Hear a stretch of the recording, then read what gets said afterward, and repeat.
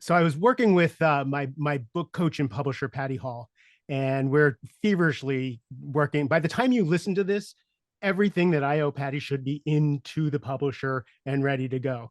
That's my commitment to you. And she was saying, there's this guy that I'm working with that I really think should be on your podcast. He's kind of like the coach's coach. He's like the guy. And I had never heard of him, and I know everybody in the industry. So I said, absolutely, Patty, I trust you. He should be on my podcast. But nothing happened to it yet because he's working on a book. I'm working on a book. We're doing the thing. And then my friend James Whitaker of the Win the Day podcast texts me and says, you should have Dr. Jeff Spencer on your podcast. I'm like, funny he should say that because Patty said the same thing. So we did the emails and Jeff is going to be here on the podcast once I let him talk. The thing for me is I'm anti hustle and grind culture. I don't like people who are balls to the wall. Success is everything. You have to have a champion mindset or you're nothing kind of people. So even though I trusted them to have him on my podcast, because I've had Navy SEALs, I've had champions on my podcast, I did my research. I said yes, then I did my research. And I found out that this man is the real deal. Right? He is the guy who's going to help you be successful in every area of your life. Not only are you going to achieve your goals, your dreams, that vision, but you're going to do it with your soul intact. That's the kind of guy I want to bring to you on the podcast. Officially, Dr. Jeff Spencer has spent over 300,000 hours amassing his capacity to find what's missing in the lives of established founders, visionaries, and creatives to help them perform at their full potential anytime, any place, under any circumstances. Wouldn't that be great? His depth of understanding, pinpoint accuracy, and surreal outcomes come from his experience as an Olympic cyclist, author, hot glass artist, which is the coolest thing. I always wanted to learn that. Sports scientist, doctor, husband, and a father to help some of the most accomplished individuals, teams, and organizations of our era become iconic brands. He's helped athletes win over 40 gold medals. So this guy knows mindset. This guy knows how to free you up. He's worked with executives in their industries and artists to become household names. He has worked with, so when I meet new coaches and we say, oh, who's your dream client? They'll say Tiger Woods, Richard Branson. And I'm like, yeah, they don't need you, right? They need this guy. Dave Asprey of Bulletproof are people who have worked with Dr. Jeff Spencer. His proudest achievement, though, is raising his adopted daughter, Kin, with his wife, Christina, which I think is amazing. Now I get to let you talk, Jeff. Thanks for being here. Such a pleasure, Mark. And I just thinking, I did all that. Well, I guess I did. So in any event, thanks for the invitation. It's just such a pleasure to be here. You've been doing this for decades, 300,000 hours. I've been doing this for a decade. And when I look over my accomplishments, they always say, you overestimate what you can do in a day, you underestimate what you can do in a year, right? So in a lifetime, you've amassed, this kind of impact. Yeah. I'm curious, when you hear all that back, and you're thinking about the next steps in your career and the impact you want to make in the world, what is exciting you? Well, I think, again, you said the right word there, is that life is an evolution that does not have a point of arrival. It's just the way it is. And if you look at us and the way that we're hardwired biologically, and we look at what the most significant instinct that we have is, it's actually seeking. And so if that is true and it's hardwired into us, then we're born to create.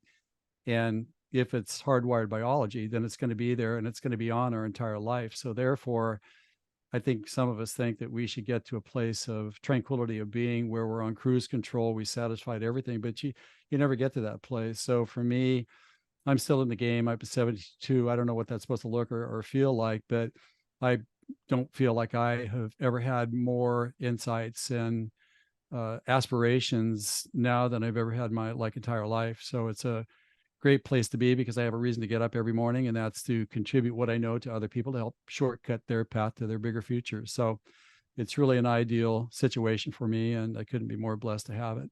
Yeah. When I turned 60 last year, I went into my 60s on fire.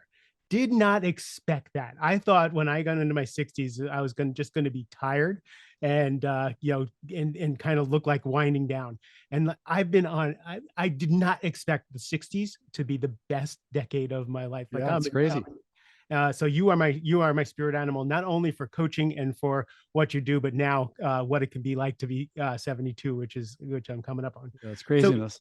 you said so we talk in the coaching world, we talk about um, fixed mindset versus creative mindset, or owner victim mindset, right? And your version of that is kind of the human default mindset versus a champion mindset.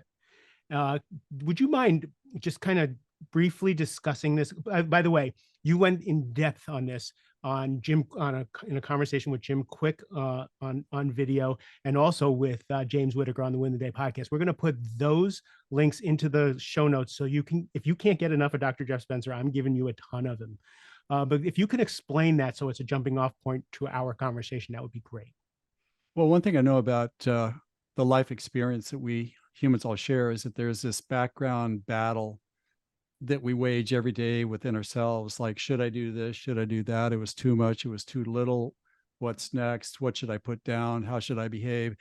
There's just this unsettling sense of incompleteness. There's this restless soul syndrome that wants to be fulfilled in some way, shape, or form. And the way that I look at this is that it's, number one, that's biologically derived. It's not like a mental construct or something that's been put into us by someone else. But if we kind of look at the biology here, the first biology that we have is really our hardwired survival biology, which is the fight or flight syndrome, so to speak here, because if we don't survive life, then aspirations don't matter because we're not going to aspire or create anything to begin with. So every moment of our lives, the first dibs at every moment is our fear-based survival instinct that's hardwired into us for self, physical, and emotional preservation, because that's paramount. That's the highest priority. But the caveat of that is, and it's understandable why that would be, because the difference between life or death can be a split second, which is faster than we can think. So we need something that can work on our behalf to save us in these moments of critical exposure.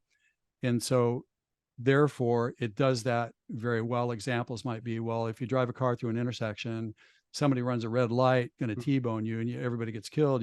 Somehow you turn away from it fast. You could not think fast enough to do that, but something's listening that enabled that to happen that was faster than you can think. So that's an example of the physical biologic survival mechanism we have. And then psychologically, it would be, have you ever felt under siege or under threat by someone that said something that was very provocative or very aggressive, and you found yourself saying something back so quick that you don't remember even thinking about what you were going to say, but you said it? And how does that usually turn out? So we call those triggers, right? Yeah, well, it doesn't turn out so well, right? Right. Yeah. So it doesn't turn out well. No, it never turns out well. Well, it's not supposed to, because it's a survival response to remain intact psychologically. So again, it was faster than we can think. And people would say, well, that wasn't me. Well, it came from you. So how can it not be you? Well, that's not the real me. Well, it's the survival you. We can say that, but it may not be the champion you. So we have a counterweight to that, which is also biologically hardwired, that I believe is a highest biologically hardwired instinct that we have, and that's to be a seeker. And seeker means to be in pursuit of something and to be engaged creatively in the assembling of something of significance and value, so that we can contribute to humanity and we can live a life of passion, purpose, productivity, and also prosperity. And so that is possible to create a life of excellence, to be a full potential player, if we come from that source that looks at life completely different than our survival mechanisms, that's only about self, like preservation. So an example of that might be, let's say you're given an opportunity. Well, given an opportunity in the kind of human mindset, self-preservation, survivor side of things, would be, what do I stand to lose here? It's extraordinarily pessimistic. It's extraordinarily defensive. It's limiting. We don't want to share. We don't want to give a hug. It's cold. Don't touch me. Whereas when a champion, like let's say the seeker, the champion's mind, not a mindset, but a mind that living breathing mind organism that thinks, interprets, routes, stores, edits, and conveys information in a very thoughtful and deliberate way. When we're given an opportunity, it's like, what do I stand to gain? It's optimistic. There's plenty of room for everybody. We can all win and we can all celebrate each other's wins. Come and let me share with you what I know to help you be the champion that you could be. So you can see that there are these contrasting ideas that are always there. And the point I'd like to make here is that you can't shut this off, because if this is part of our biology, then it's going to be on our entire life. And to me, it's a battle that we have to recognize and understand, because if we identify with the survivor self as the real us, which it is in survival situations, then we are destined to a life of mediocrity, because you can never create a life of value and contribution if you're responding to life through survival, fear-based impulses. There have to be these superhuman applications of certain things that don't come naturally to us, that override the human mindset or survival self, that eventually over time can create a life of intense value and intense conversation. This is a very important thing that we need to understand. I can't wait for your next book, because there's so much wisdom in 3 sentences that I want to go back to, and I can't, you just drop it like it's so casually. What I really appreciate is that you say, like, you can't shut this off. A lot of times, and I get approached whenever I talk about it on a podcast about having my baser nature, having those fears show up. I get coaches call me and say, Mark, I can help you with that, and I can help get rid of them. I'm like, I'm 60 years old. I haven't been able to get rid of them in 60 years. And I've sat on mountains, done medicine journeys, beat pillows, gone into my childhood. That part of me is still here. But what you say is what we do is we transcend it. Yeah. Right? And what we can do is again, that there's that rational mind. And if we practice, and if we do the things we need to do, we can transcend it more often than not. Right. It's kind of like averages, like, as you say, when you take an Olympic athlete, that baser nature is there. You help them transcend it for the time that they're going for the gold medal, right? Yeah, because it's still going to be there. Being an Olympian myself, the boogeyman was inside my head in the Olympics, but there's two things that I knew. It's like, I didn't need to shut that off for me to perform at my highest level, because then I'm playing its game. My game is to return and to take action on what history has proven us to be true. To be able to do it has to go right, to convert the opportunity into an immediate success. So again, we do have a lot of control over this, as long as we don't engage in the battle and think that that has to go away before we take the right action, because we don't. Right. So one of the reasons actually the main reason I'm a coach, the main reason I do this podcast and write anything and do anything, is because when I was striving to be successful, I was striving to be successful out of a survival. I was homeless at one point, and I never wanted to be that guy again. Right. So I drove myself to success and crashed and burned. And I watched people pay the price to be in the 1% to the left and right of me. And I watched marriages crumble. I watched health and mental health crumble. I watched people die, in that process. So your version of success is different, right? So tell me about what your relationship with burnout and what's the word I'm looking for? Ambition and success. Well, I think it depends on how we define that. If we look at success, there's all sorts of measures. It could be a financial goal. It could be some aspiration fulfilled. It could be a life of tranquility and calm. There's all sorts of ways of looking at this. But the main thing that I see about this is that burnout is 100% preventable. But most of us are driven in our aspirations out of fear of what will not happen if we don't get to the finish line. And we have this idea that another mythology that comes from the human survival perspective is that if we don't put enough time and energy into this, then we don't deserve to win, which is a complete lie also. Ooh, yeah. You blow yourself up, you have no value to yourself or anybody else. You're not going to create a legacy item. You're not going to leave a legacy that people can look at. So there's absolute 100% mythology associated with this. And quite honestly, the perspective that we need on this is that you want to continue to acquire your skills and give yourself a chance to learn the skills by not being too ambitious too quickly. And so when you're developing the skills that create a readiness to capitalize on the most significant number and magnitude of successes over time, then you're able to gain confidence in yourself. You're able to live a long and prosperous life that has many different victories that you've created for yourself by being measured in how you look at time and effort and where it's expended.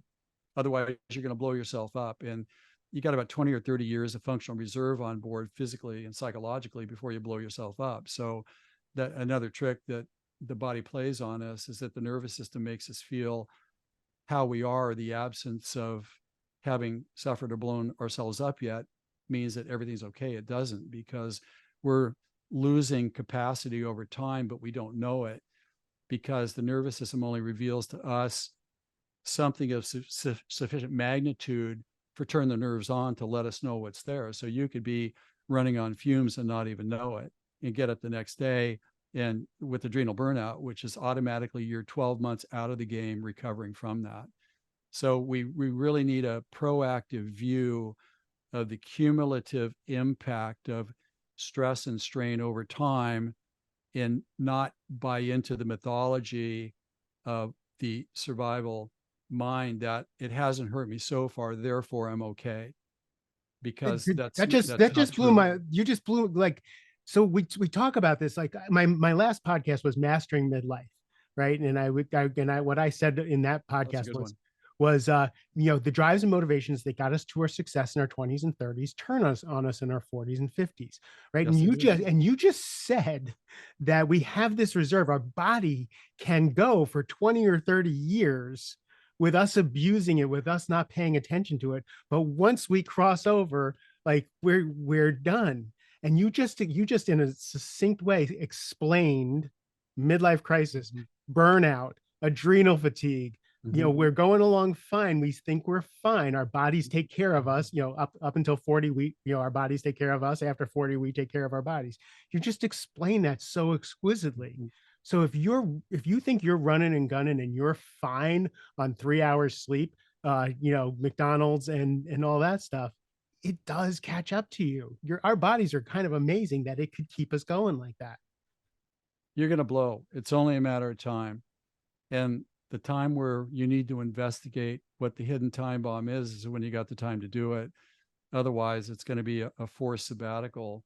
And the time that we lose and the stature and the credibility that we lose through a preventable problem like that, can't be underestimated. And again, the biggest boogeyman in all of this is that we think that if we go slow, we're going to lose, because everybody else that's running faster is going to get all the goodies and we're going to get left behind. And nothing could be farther from the truth. We need to learn to develop confidence and certainty in ourselves. We need to know that we're not at the end of the puppet master pulling our strings to go for what I call the hustler's hoax, where we feel that more, faster, quicker gets us to the finish line with greater ease the more stuff we get. It's complete fabrication, because the reality is that if you pace yourself over time and you're developing your skills to a capacity where you learn how to win the game, then you still got a huge runway in front of you to amass a lifetime of experiences that few people will ever experience in their entire life. But to do that, you have to be able to identify the methodology of what most people and experts say is the way to get there. It may seem correct, but unfortunately, it's never delivered on its promise. So what's the alternative to the hustler's hoax? We hear Gary Vaynerchuk, we hear Grant Cardone. If you're not up at 2 o'clock in the morning, somebody that's unadulterated garbage. That is, anybody that says that is an idiot, in my opinion, because that is a fabrication of reality. It's a absolute fallacy, fabrication of reality. You're actually supporting someone, perhaps even one step before they make the breakthrough and they blow themselves up, in three ways. Number one, they have a catastrophic relationship failure because they didn't nurture the relationship along the way, because they just needed to get to someplace and then they were going to make everything okay. I mean, everybody's heard the story. Or they have a catastrophic health event. People are having heart attacks and strokes in their late 30s and early 40s. That's all preventable. Just when you're getting your momentum, then you blow yourself up, forget about it. Or financial ruin. You go all in on something, trying to get something back or try to keep running at the pace at the front. and you risk everything, and you ultimately suffer the fate of that. So that's 100% garbage. The Thank you. idea, it's unadulterated garbage, So the point about this is that when we take the time, quite honestly, the recovery from life's exposure is what builds you back to a better, both psychologically and physically. Being an Olympic athlete, it wasn't your training that made you better. It was giving yourself enough time to recover between hard training efforts that built you back stronger. And it's exactly the same thing. If we know how to win the game of achievement and we pace ourselves correctly, and what happens during the pauses in the restoration is where we creatively open ourselves up through receivership to get better ideas. Because if we don't pause, you can't get better ideas. You're on the hamster wheel chasing something that may have become obsolete, or what comes after this, you may not know. So the effort versus the recovery has to be in favor of the recovery, because that's what creates longevity.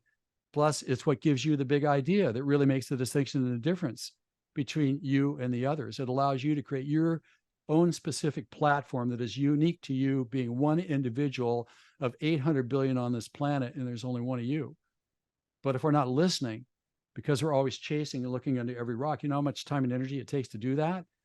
But yet, if we stay in a receivership and we pause and we reflect and we petition for insight to see what next is, then you could be gifted with that for free. And that could be the very thing that creates your moment and your contribution to humanity that lives on forever. We can never forget that. Must slow you down, uh, again, because you're driving a truck through so many profound statements. But let's stick with receivership for now. Because you just threw Favorite that topic. you just threw that term out there. What do you mean by receivership?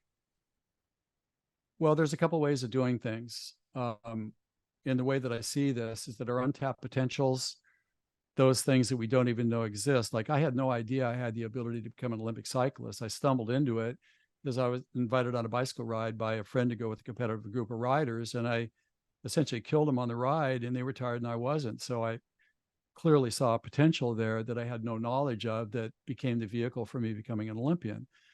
But the only reason why I knew that is that I stood in receivership to contemplate an opportunity to do something that I'd never done before.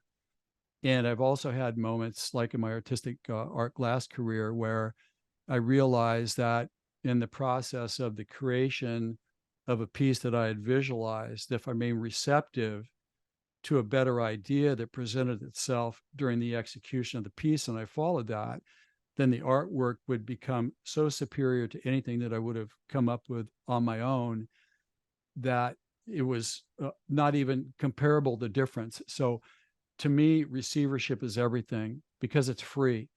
Yeah, but All I'm we still need to hold on, do, hold on. I'm still not getting you. So we all live a life of grasping. I want to get this. I want to get that. I want to do this. I have right? to write this book. I have to get on this stage. I have to do these things. And what you're saying is there's another way Yes, of accomplishing the same thing, and you're calling it receivership, that right? is correct. So That is slowing down to allow these things. So I would love for you to just go a yeah. little further into that for me.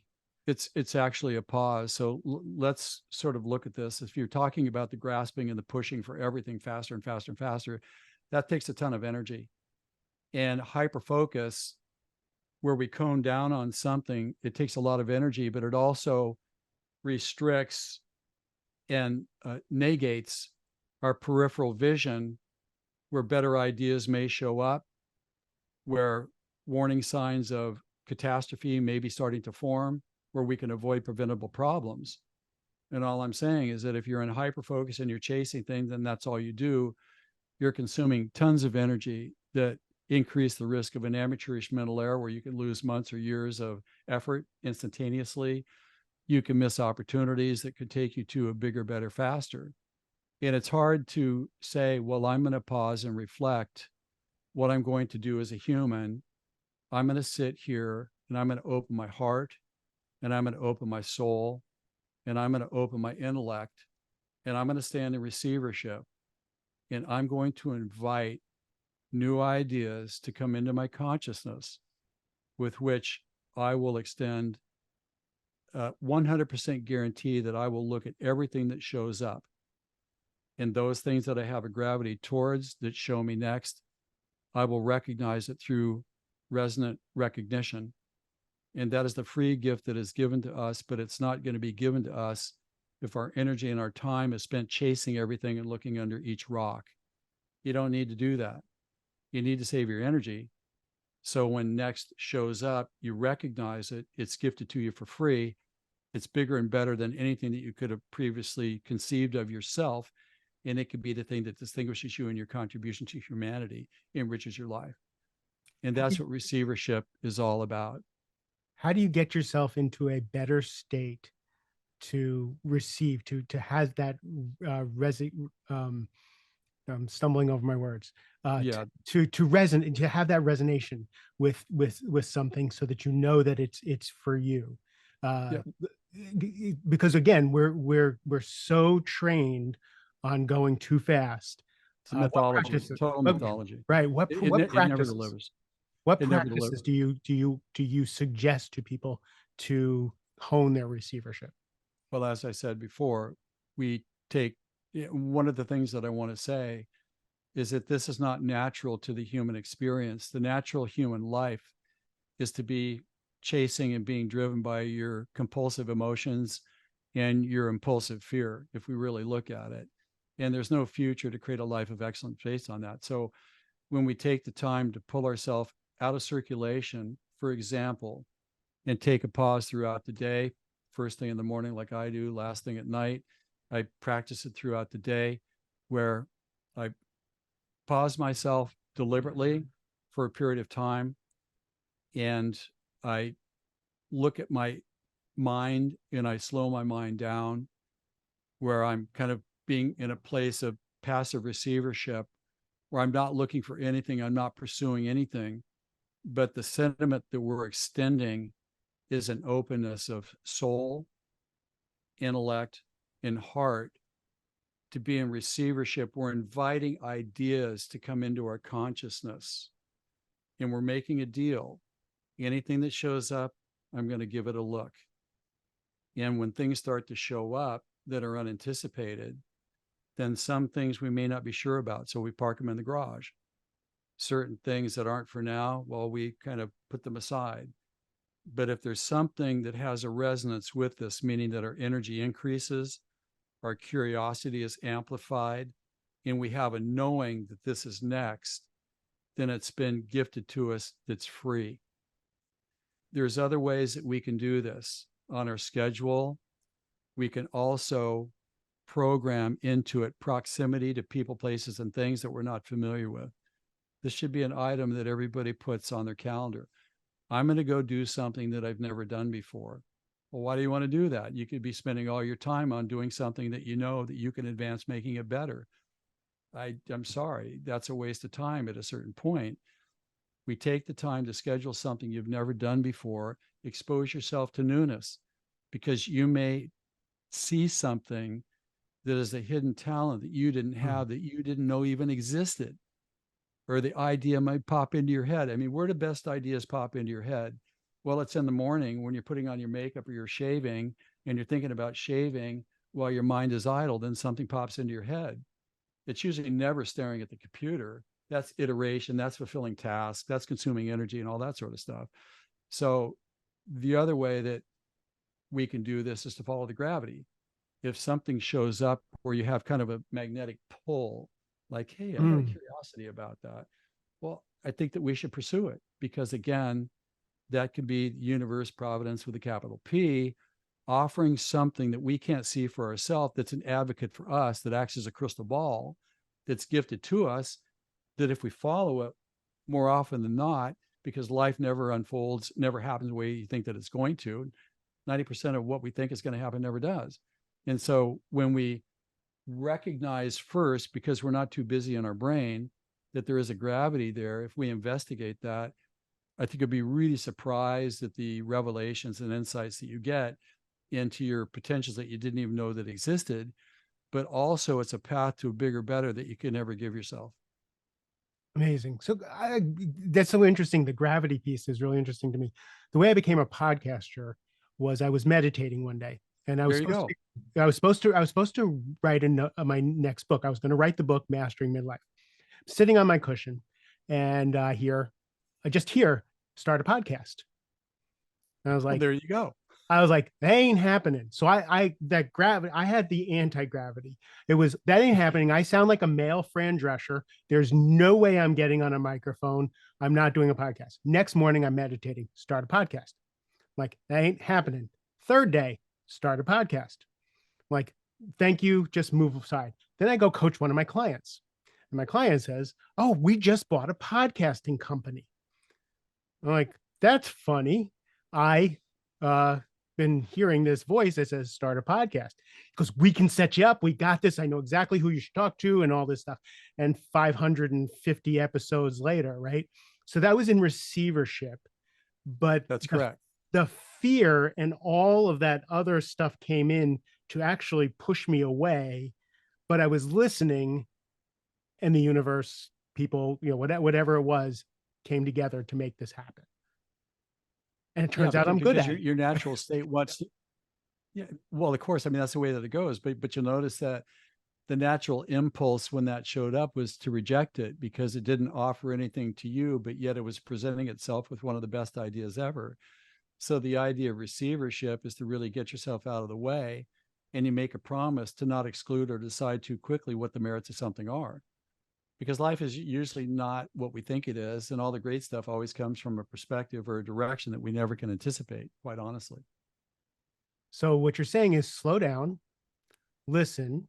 So, and however a person would slow down, whether it's meditation, whether it's journaling, whether it's walking in nature, and whatever they do to slow down, listen. As things come through, consider and look at and kind of do a little triage on it, and then feel into what might be next. Yeah. So the most important thing is the activity doesn't matter. You can be standing in the line, you could be on a subway in New York City, and you could check in with yourself and put yourself into receivership. Because receivership is where you, the conscious observer, is directing your receiver in your antenna towards an openness that anything that would land, you would be able to see what that is. And it doesn't matter where you are or what you're doing. You could do that any place, like any time. But it's a skill that doesn't come naturally to us because our impulse is that's wasting time. Here are daydreaming again, when you should be putting that extra time into something that's constructive, that's going to advance your life. I mean, anytime I hear that, I realize that the person doesn't get what they're saying, quite honestly. They don't know how to win. They don't know how to play the bigger game, which very few people do, quite honestly. And I can feel how it actually fills rather than depletes. Yeah, I know, but it tries to trick us into feeling that it's a depletion, because how do you think that you deserve to get anywhere if you're spending your time daydreaming? I mean, that's exactly what the fear-based survivor mind wants to make you think. So the trickster is always there trying to talk us into the wrong way of doing things because it gets first dibs at every moment. But as soon as we sort of understand its game, then it gives us a different sort of leverage against our bigger future. So the untrained ear would say, oh, this is just kind of new age law of attraction kind of stuff. But if you really sit with it for enough time, you can see, Jeff coaches like people who are not new agey, people who are playing the law of attraction game as it's advertised on YouTube. He's actually, he takes some of the most successful people on the face of the planet and show them how to do those things with ease and with grace and longevity. So it's absolutely breathtaking. When you say you don't have, I heard James Whitaker say to you, you ask about goals, and you said, I don't have goals. I have callings. Is this what you're talking about? Yeah, it's like people ask me, well, what sort of goals do you pursue? I said, I don't pursue goals. I answer callings, because I've known, I mean, the Olympics called me to investigate, and I showed up for duty, and I did what it took. It took 10 years to get there. But yet, I was subservient because I was open to a possibility. I saw an untapped potential that allowed me to do it. I honored the privilege of being gifted with that possibility, and I did the same thing, showing my art glass in the best galleries in New York City. And, all the other stuff that I've done, it's purely been out of this being in receivership and showing up as a willing person to do whatever is, required to honor it. So, again, there's a very difficult, well, there's one way of doing a pro-aging life, and that's to pursue everything with vigor to try to make everything happen. That is a life of ongoing frustration that pro-ages a person, and there's never enough energy. But what I do know is that when we stand in receivership, which actually becomes my client's most favorite word, not because I told him to believe it, but when they realize, hey, I'm the founder of this company and I can go away on a 3-week vacation and I can come back and nothing's changed. I never thought that I could do that, and that's not uncommon for me to do, because we have to present the opportunity and test the hypothesis to realize that we don't need to do what we're being told to do to get to where we want to get to. And when we stand in receivership of the gift, there's always going to be enough energy to do whatever is necessary when you show up in receivership, but you also show up in a state of being with a willingness to honor the privilege of engaging it and nurturing it and cultivating it to be able to manifest it. And to me, that's one of the greatest honors and privileges in the human experience. I feel like a broken toy, because as I go over everything and apply it to my own life, everything worthwhile that I've done, I have or experienced has been through receivership. Whether it was getting sober, whether it was Good for starting a you. family, I was like Good for I you. shouldn't have a family, I shouldn't be a father, I shouldn't be those things, but I had a calling to do that. The When I was going into my 60s, I made a decision to let go of a bunch of stuff from my 50s. I just didn't want to bring it into my 60s. I had no plan for my 60s. I just wanted to let go of a bunch of stuff that was weighing me down. What happened was the Rising Leader program showed up. The Rising Leader, like this whole Rising Leader thing, was not something I planned.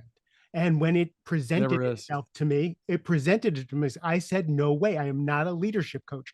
I am not hanging from rocks, and I'm not David Goggins, and I'm not a leadership like that's. And that inner voice was, but this is your next chapter. And I just surrendered to it.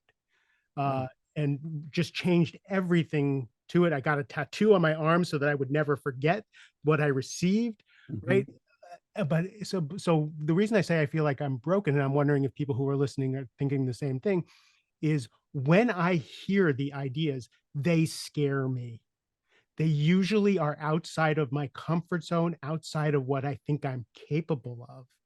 And when I'm scared, that's usually when I know I'm up to something bigger and worthwhile, because that's just how I've been my whole life, right? So I'm curious, does that show up in your coaching and with the people that you work with? Do they get Well, the one, scared of these things that are presented to them? well, that's predictive. That's 100% predictable. Why? Well, because our first dibs at life is our survival filter. And so if we have a hardwired survival filter that's on 24 hours a day, naturally it's going to be afraid against anything that doesn't resonate with what it believes to be true about success or getting to a life of fulfillment, which is what? It's push harder. It's use more energy. It's one, it's bad enough. It's hyper focus. Keep your eye on the ball. Don't take your eye off the ball. You got to want it bad enough. You know, that's the mythology. But of course, anything that's different than that is what you would expect from the seeker mentality, the champion's mind. It's completely opposite that. So naturally, our first dib survivor self is going to have an objection to that. And that's why we're scared. But the scared is not really the real us. The real us recognizes what it really is. We already know that. But we have this other side. That's the conflict. That's the battle. So when we recognize, oh, yeah, well, that's my survivor self trying to talk me out of the champion seeker side of creating a life of value and becoming a self manifester of full potential, then it makes sense. And that's why if we don't understand this biology and we identify with the survivor as us, rather than a biology that's there to protect us, then you're always going to be in doubt about what you believe about yourself. And that's why understanding this duality of how we're constructed from a biological standpoint is absolutely essential, because you can't shut it off. But if you recognize, hey, that's the imposter me, this is the real imposter syndrome. The real imposter syndrome is not the syndrome that people are talking about. The real imposter syndrome is that we believe that the survivor self is the real us when it's not. The real us is a seeker self that's about full potential play. That's what we're talking about here. So you just I've heard people talk about imposter syndrome over and over and over and over again. Yeah, Of course it's imposter syndrome, because that old condition, we're not being that old conditioner self, so we are an imposter to ourselves. exactly right. And it's like taking up residence in us. It doesn't want an eviction notice. It's sort of comfortable. As long as you play the game my way, you're going to feel okay, but you really don't feel okay because you know something's missing. Right. Well, if I'm okay, well, why is it that I feel like, number one, I don't live the life of joy that I would like to have? Why is it that I'm underperforming professionally? Why is that? Well, that's a good question. And so, again, we see that if we understand this biology here, then, and we also understand you can't shut it off, then we could recognize, oh, well, I kind of expect, like with my clients, it's like I tell them, look, this is what we're going to be doing here, but you need to expect that the survivor self is going to show up and it's going to tell you this. So just be on the lookout, because when it shows up, we just need to identify it as a survivor. But we, as the seeker, with the champion's mind, will move on to our full potential play.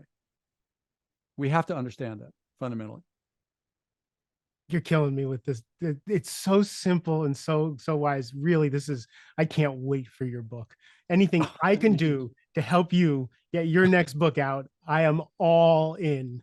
All right, Uh, man. uh, You're in. so I'm You're in. curious, when people walk away from you, you meet someone, when you have what do you want people to feel? What do you want them to say about the experience? What do you want to leave people with? Well, number one, I don't think about that as much as I think about what is it that I can share with them that I know to be true, that if they understand this, then they have a chance to become a full potential player. Because, I've been in the game. It's not really a game, but my calibration is about gold medals. As an Olympian, I'm not calibrated towards silver or bronze. I mean, I'm not saying that there's no value there, but I can barely get myself to say that just because of the way that I'm hardwired. And what I really want people to understand is that, playing the bigger game, it's an applied behavior that is not natural. It's supernatural. A natural life is whining, complaining, sniveling, not being confident, settling for less. That's a natural life game. That's free. You don't need to do anything. Just follow your impulses and your intellect and your emotions that are subject to bias. But you're only going to live a life of mediocrity, frustration, and confusion. But if we see that we have this other way, this superhuman side of us that needs to be applied to be maintained, then all of a sudden it changes the game completely. And I just want people to know that there is something behind this. See, people think, look, all this stuff that's happening, the way we think is put into us. I'm saying, are you sure? Maybe it's already there, but it gets turned on by things outside of ourselves. So, I'm not convinced that everything that we see is put into us. I think that it's kind of already there. And we need to recognize it is there, that can be reinforced by other people as things. I get that. But I want people to really understand here is that your life is not insignificant, because there's only one of you in all of creation. There's 8 billion people on this planet right now. There's been 350 billion people in the human species since the first footprint got put on this earth. And there's only one of you. Nobody can make your contribution. Nobody has your perspective. Nobody has what you have to make that unique contribution to humanity, to live a life well lived simultaneously. And when we connect with that, and we don't compare ourselves against others' value, but am I showing up and am I honoring my distinction and my uniqueness? Am I building a life based on that without comparison? Then you start to fill the vacuum of a life unfulfilled to a life of meaning and a life of purpose. And when we do that, then we touch people in ways that you would never, ever, ever have conceived of. And let's make sure that we don't put a determination and a judgment against the value that we bring based upon what we perceive the value that we bring is. Why don't we just show up and do our job? And wherever that goes, I don't believe that there's not people out there that need to hear what we have to say as the individual that only we are qualified to say. I don't believe that. And I do believe that if you understand that there's a biology here, if we understand the biology and we understand the mechanisms, we understand receivership from too much push too often, we don't blow ourselves up. We use pacing. We look at the evidence, historical evidence. History doesn't lie. Our emotions and our intellect are subject to bias. They're not completely reliable. That's what I want people to understand from me. What do I want people to say about me? Simple. I showed up. I answered the call fearlessly. I did that adopting our daughter. You know, I was 58. We adopted a 10-year-old from Colombia. You know, I put my career on hold for 10, 12 years.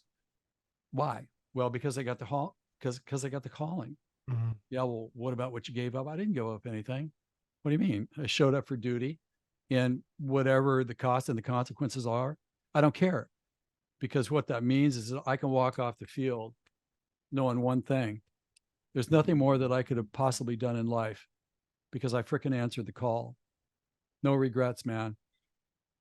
I want everybody to understand that there's a tranquility of being that comes with that. There's an invincibility, because when you have that, then all the other yardsticks that we can be held hostage by evaporate and fade away. We're no longer subject to that criteria. We're subject to another way of doing things. And all I can tell you is that on the other side of that, the richness that we get from life's experience, knowing that we showed up for duty, I don't know how you put a price on that, quite honestly. And that's what I want people to recognize from me. I'm not on a rampage in a pilgrimage to convert people. I'm there to share with them what history has revealed to be true, that gives us a chance to cultivate and grow our uniqueness so that we can live a life of, again, value and contribution. Nobody is insignificant on this planet. Nobody. There's your gold medal talk. I am leaving your conversation. I've had tears in my eyes almost the entire time we're talking. Just the beauty in which you speak about the human spirit and the human condition is breathtaking. I am tainted and cynical when it comes to a lot of this. So to have me in tears is a big deal. If people want more of you, where can they find you?